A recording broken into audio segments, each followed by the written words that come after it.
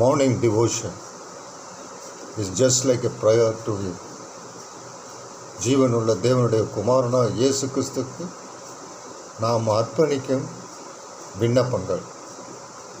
சங்கீதம் 119:49 என்ன சொல்லுகிறது? அதை இப்பொழுது விண்ணப்பமாக அறிவிப்போம்.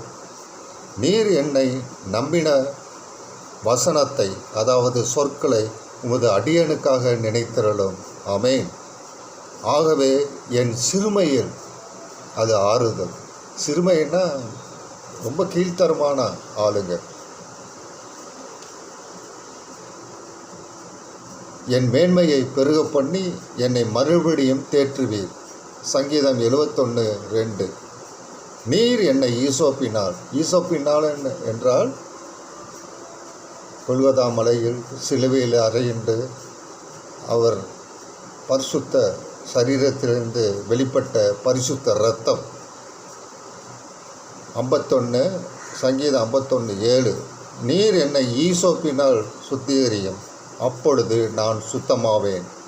என்னை கழுவியறலும், அப்பொழுது நான் உறைந்த மலையிலும் வெண்மையாவேன். ஆமென்.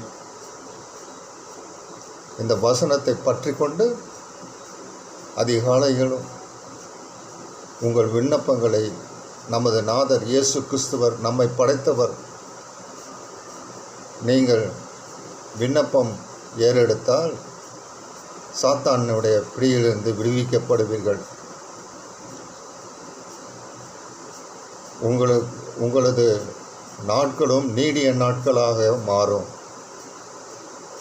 ஏனென்றால் நம்மை படைத்த அவர் தமது இரு கரங்களால் அவருடைய சுவாசத்தை நமது நாசியில் ஊற்றியிருக்கிறார். ஆமென். ஹல்லேலூயா. Shout big amen. Amen.